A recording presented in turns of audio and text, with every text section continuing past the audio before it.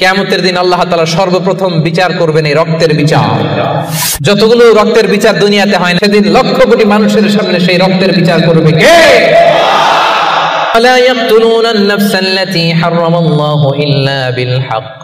রহমানের বান্দারা অন্যায় ভাবে কাউরে মারে না, রহমানের বান্দারা হত্যা করে না, রহমানের বান্দারা কখনো খুনি হয় না, ঠিক কি না? ওয়ালা ইয়াকতুলুনা আন-নাফসাল্লাতী হারামাল্লাহু ইল্লা বিল হক। খবরদার, রহমানের বান্দারা অন্যের রক্তে নিজের হাত রাঙায় না। Keep in your mind Malakar ভাইরা, অন্যের রক্তে নিজের হাত রাঙায় না। ওয়ালা ইয়াকতুলুনা আন-নাফস, আল্লাহ নাফস শব্দ ব্যবহার করেছেন। প্রাণ হত্যা করে না, মানুষকে মারে না রহমানের বান্দারা। কোন প্রাণ হত্যা করে না, মানুষকে মারে না, প্রাণ বিনাশ করে না। এর কারণ মানুষ সব বানাতে পারে, প্রাণ বানাতে পারে না। কথা বলেন।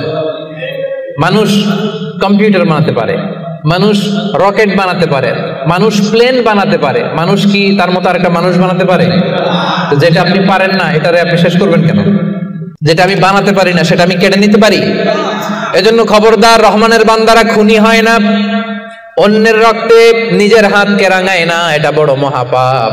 রব্বুল আলামিন কালামুল্লাহ মাজিদে ইরশাদ করেন, মান কাতালা নাফসান বিগাইরি নাফসিন আও ফাসাদিন ফিল আরদি ফাকান্নামা কাতালান নাসা জামিআ ওয়া মান আহইয়াহা ফাকান্নামা আহইয়ান নাসা জামিআ। যে ব্যক্তি একজন মানুষকে হত্যা করলো, সেজন্য গোটা বিশ্বের সবাইকে হত্যা করলো।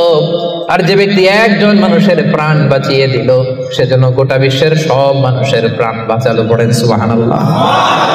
কি সুন্দর ইসলাম! দেখেন, আমাদের জান, আমাদের সত্তা, আমাদের নিরাপত্তার কথা ইসলাম কতটা ভেবেছে। এটা মহাপাপ। খবরদার, অন্যের প্রাণ নাশ করা যাবে না, অন্যকে মারা যাবে না। তাইলে হুজুর, অন্যরে মারা যাবে না, আমি তো আমারে মারতে পারবো, আমি আত্মহত্যা করে ফেলি নাকি? হ্যাঁ, আপনি আপনার নিজেকেও শেষ করতে পারবেন না, কারণ রুহু আপনি বানাতে পারেন না, তাই রুহু কেড়ে নিতে পারেন না। মান কাতালা নাফসাহু বিশাইইন উযযিবা বিহি ইয়াউমাল কিয়ামা। অন্যকে হত্যা যেমনি পাপ, নিজ হত্যা মানে আত্মহত্যাও মহাপাপ।